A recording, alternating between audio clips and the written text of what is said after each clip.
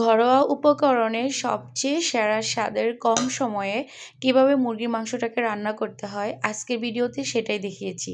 বিশ্বাস করেন পোলাওয়ের সাথে যদি এই মুরগির মাংসটা থাকে আপনার রোস্টের কোনো প্রয়োজন হবে না, এত মজার সবচেয়ে কম সময়ে। চলুন তাহলে কথা না বাড়িয়ে মজাদার আর এই সহজ রেসিপিটা আপনাদের সাথে শেয়ার করে ফেলি। আসসালামু আলাইকুম এভরিওয়ান, সবাই কেমন আছেন? রেসিপি করার জন্য আমি এখানকার একটা পাইপ প্যান বসিয়ে দিয়েছি। পাইপ প্যানে দিয়ে দিলাম পরিমাণ মতো পেঁয়াজ কুচি। আর এই রেসিপির মধ্যে পেঁয়াজটা একটু বেশি নেবেন কারণ গ্রেভিটা খেতে এত মজা। আপনি যখন পোলাওয়ের সাথে খাবেন তখন গ্রেভিটা একটু বেশি করেই বানাবেন কারণ এত মজা গ্রেভিটা পোলাওয়ের সাথে খেতে। তাই পেঁয়াজটা একটু বাড়িয়ে দিবেন। পেঁয়াজের সাথে দিয়ে দিলাম, পেঁয়াজটা তাড়াতাড়ি নরম হওয়ার জন্য লবণ দিয়ে দিলাম, দিয়ে দিলাম 2টার মতো শুকনা মরিচ আর দিয়ে দিলাম 2টার মতো তেজপাতা। এখন দিলাম দারুচিনি, লবঙ্গ, এলাচ। এখন এই সব উপকরণ আর পেঁয়াজ আমি বেরেস্তা কালার করে ভেজে নিব। আর পেঁয়াজটা অবশ্যই বেরেস্তা কালার করে ভেজে নেবেন। প্রয়োজনে যদি পুড়ে যায় পানি দিয়ে নেবেন সামান্য, তারপরে বেরেস্তা কালার করে ভেজে নেবেন। দেখেন আমি একদম বেরেস্তা কালার করে ভেজে নিয়েছি। এই পর্যায়ে দিয়ে দিলাম পরিমাণ মতো 1.5 চামচের মতো রসুন বাটা, 1.5 চামচের মতো আদা বাটা। চামচ ভর্তি করে কিন্তু দিয়েছি 1.5 চামচ করে। তো ভালো মতো করে এগুলোকে মিশিয়ে নিব।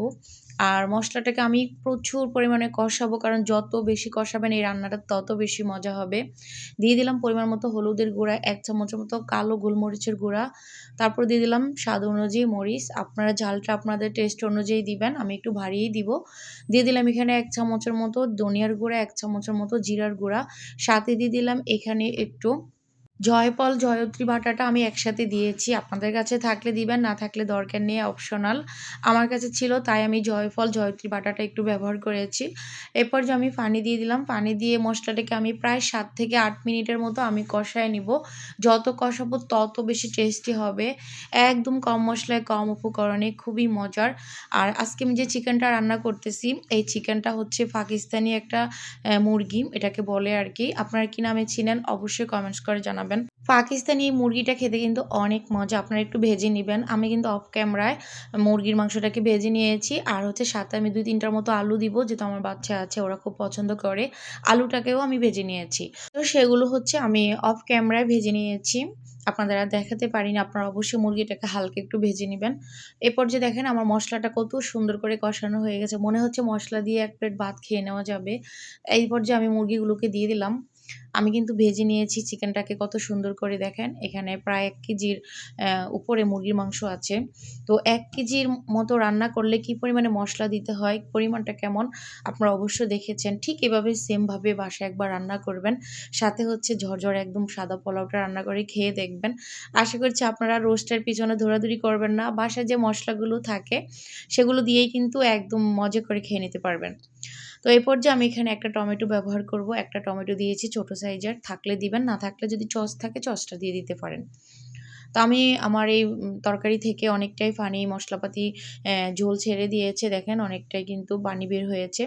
তো জাস্ট এটাকে আরেকটু কষায় নিব। তারপর আমি এখানে আমার ঝোলটা আমার পরিমাণ মতো আমি ব্যবহার করব। তার একটু ঢাকনা দিয়ে আমি এটাকে কষাবো। তারপর এখানে গরম পানিটা দিবেন, অবশ্যই গরম পানিটা দিবেন যেহেতু মুরগিটা একটু শক্ত। তাই ঠান্ডা পানিটা দিবেন না, গরম পানিটা দিবেন। তো এরপর যে দেখেন আমার তরকারিটা কত সুন্দর একটা কালার চলে এসেছে, মাশাআল্লাহ। এটা দেখেই বোঝা যাচ্ছে না এটা কি নরমাল কোনো তরকারি নাকি দুধ দিয়ে তারপরে বাদাম দিয়ে টক দই দিয়ে রোস্ট রান্না হচ্ছে। দেখে কিন্তু বোঝার কোনো উপায় নেই। এরপর যে আমি আলু দিয়ে দিলাম 3টার মতো, কারণ আপনারা চাইলে আলুটা নাও দিতে পারেন। এই তরকারির সাথে আলু দিলেও মজা, না দিলেও মজা। আমি দিয়েছি, আমার বাচ্চারা আছে ওরা মাংসের সাথে আলু খেতে খুব পছন্দ করে, তাই দিয়ে দিলাম। আর একটু কষায় নিব, তারপর আমি এখানে গরম পানিটা ব্যবহার করব। দেখে কতটা লোভনীয় লাগতেছে, মাশাআল্লাহ।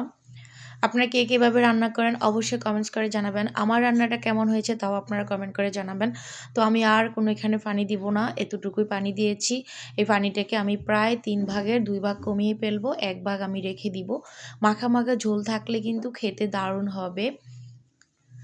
ভিডিওটা যারা দেখবেন, ভিডিওতে যারা ঢুকবেন, আপনাদের কাছে অনুরোধ থাকবে ভিডিওটা সম্পূর্ণ দেখে সুন্দর একটা মতামত রেখে যাবেন, আপনাদের কাছে অনুরোধ থাকবে। আর কে কোথায় থেকে আমার ভিডিওগুলো দেখেন প্লিজ কমেন্ট রেখে যাবেন, আমি যেন আপনাদের পরবর্তী কমেন্টে রিপ্লাই দিতে পারি আপুরা ভাইয়ারা প্লিজ। ব্যাচেলর ভাইয়াদের জন্য খুবই সহজে একটা রান্নার রেসিপি শেয়ার করে ফেললাম। ভাইয়াদের হাতে তো সময় থাকে না, যারা ব্যাচেলর থাকেন আপু ভাইয়ারা, তারা চাইলে এই রেসিপি ঘরোয়া মসলায় কম সময়ে রান্না করে নিতে পারবেন। আমার এই রান্নাটা আমি প্রায় ২৫ মিনিটে শেষ করেছি। দেখে আপনারাই বুঝতে পারছেন কতটা লোভনীয় হয়েছে মাশাআল্লাহ। গরম, গরম পোলাওয়ের সাথে এখন দারুণ জমে যাবে। আল্লাহ হাফেজ।